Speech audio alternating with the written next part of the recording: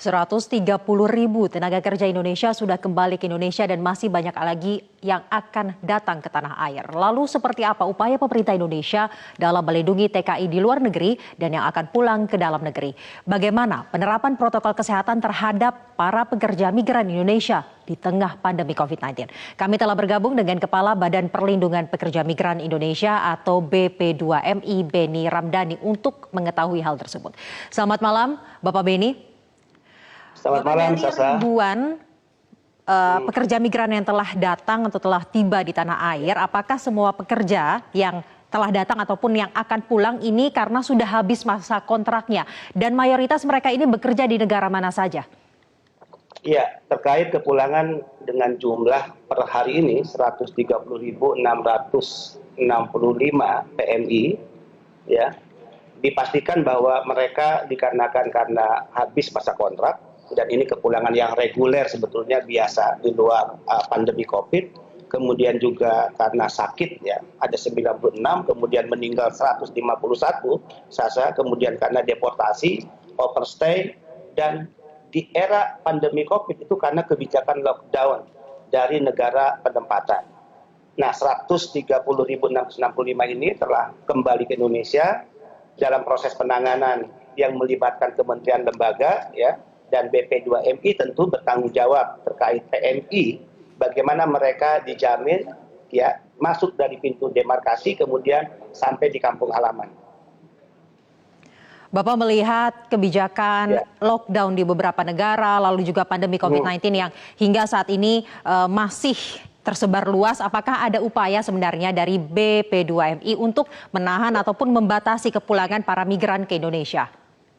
Ya, yang dipastikan bulan Mei Juni ya pergerakan kepulangan ini meningkat, kemudian kepulangan PMI juga ya pasti dipastikan dinamis karena hampir 30.000 ya 400 PMI akan berakhir masa kontraknya di bulan Mei dan Juni.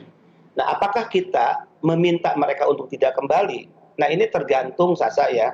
Yang pertama karena secara skematik mereka yang ada di luar negeri yang terhitung 34.000 tadi, itu karena penempatan mereka melalui skema G2G, government to government, kemudian mandiri, kemudian private to private, kemudian perpanjangan ya kontrak ya di luar negeri, ada yang re-entry dan ada yang karena skema UKPS untuk kepentingan perusahaan sendiri.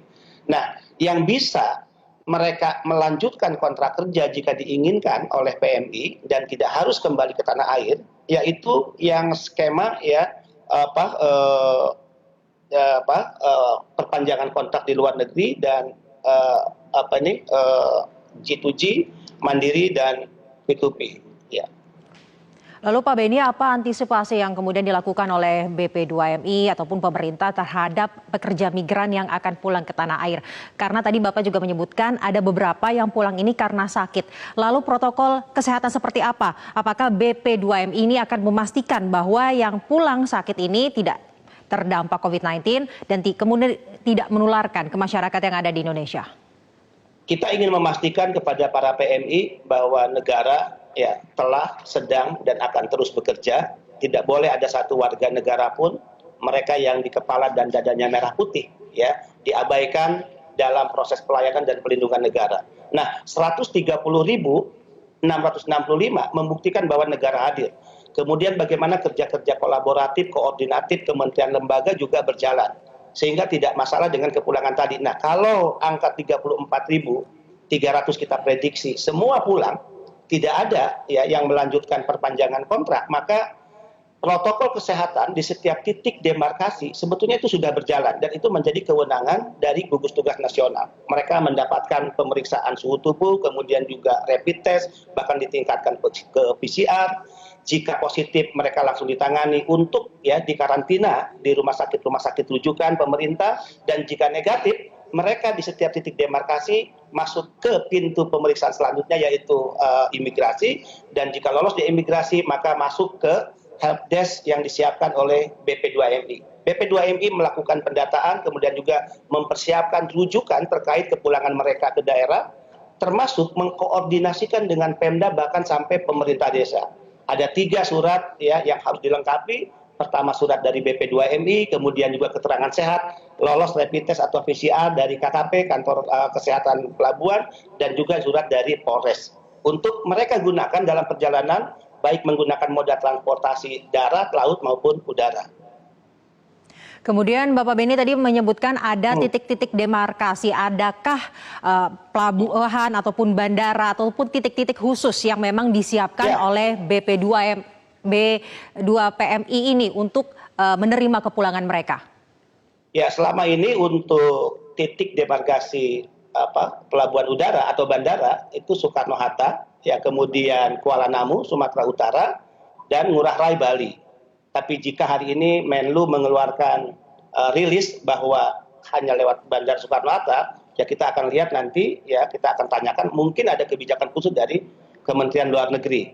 Tapi untuk kepulangan dari Malaysia yang angkanya juga tidak sedikit dan itu lebih memilih ya pintu masuk lewat lintas batas itu melalui Aru, ya kemudian juga Entikong, ya Nunukan, Tanjung Balai, kemudian juga Tanjung Pinang, ya, Batam dan Kepulauan Riau. Jadi di semua titik embarkasi pintu masuk, semua petugas BP2MI, kalau reguler kata kita hanya menyiapkan 75, tapi karena masa pandemi kita melipat gandakan kekuatan menjadi 150 orang yang mereka siap untuk melayani sesuai protokol kesehatan, protokol kepulangan yang dibuat oleh BP2MI untuk memberikan pelayanan kepada para pekerja migran Indonesia. Baik, Pak Beni, BP2MI tadi sudah menjamin dan juga memastikan kesehatan para migran Indonesia yang kembali hingga ke daerahnya masing-masing. Lalu bagaimana bagi para migran yang masih berada di luar negeri ataupun kemudian memutuskan untuk tidak pulang? Apa upaya yang dilakukan oleh pemerintah untuk menjamin kesehatan dan juga keselamatan mereka di tengah pandemi ini?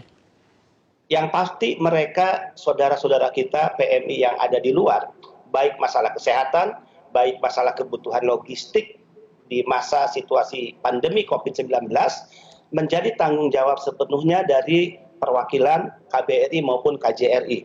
Ya, kita BP2MI hanya membackup dari sisi kebutuhan ya perwakilan KBRI KJRI, data ya by name by address dari masing-masing PMI itu sendiri.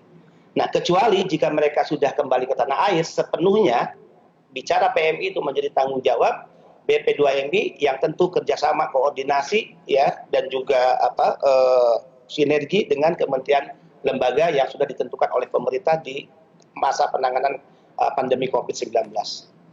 Baik Pak Beni, pada tadi saat di awal Pak Beni sempat menjelaskan bahwa ini adalah kepulangan biasa. Apakah memang tidak ada perbedaan jumlah kepulangan pada saat masa pandemi COVID-19 dengan sebelum-sebelumnya? Karena salah satu yang mungkin dikhawatirkan oleh masyarakat, mereka kembali ke Indonesia namun tidak memiliki pekerjaan dan mungkin dapat berdampak kepada angka pengangguran yang kemudian justru jadinya meningkat setelah pandemi ini berakhir.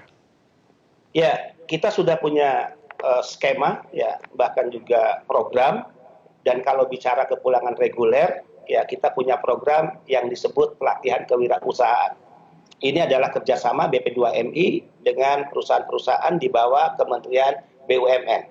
Ya, contoh dari tahun 2015 sampai 2020, ya kurang lebih 25.000 PMI Purna yang telah kembali dari negara penempatan dan tidak memilih untuk kembali bekerja di luar negeri, itu sudah mengikuti pelatihan kewirausahaan dan dari 25.000, 10.000 itu telah berhasil BP2MI mencetak entrepreneur baru ya dengan modal yang mereka bawa dari luar negeri, gaji, pendapatan yang mereka tabung selama ini dan mereka sekarang berusaha sendiri.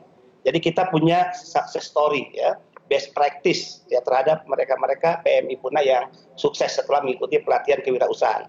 Tapi untuk yang lainnya, karena kita juga punya kurang lebih ya angkanya ini cukup tinggi, mereka yang kemarin bisa dikatakan gagal atau tertunda berangkat ke luar negeri karena kebijakan terkait masa pandemi COVID, Kementerian Naker melalui Kepmen telah mengeluarkan Kepmen 151 tentang penundaan kurang lebih 37.379 PMI. Apa yang kita lakukan di masa pandemi COVID? Yang pertama ya, kita menyarankan kepada mereka untuk mengikuti kartu prakerja ya melalui aplikasi kartuprakerja.go.id. Kita juga mengkomunikasikan secara intensif ya membicarakannya di setiap waktu dengan kementerian lembaga bagaimana mereka juga bisa mendapatkan program Keluarga Harapan, kemudian juga bantuan pangan non tunai, bantuan sosial, ya tunai, program sembako, bansos presiden, bantuan tanggap darurat, ya termasuk BLT yang menjadi program andalan dari Kementerian Desa. Nah, semua ini kita bicarakan. Awalnya kita memiliki skenario atau plan A, meminta kuota untuk PMI.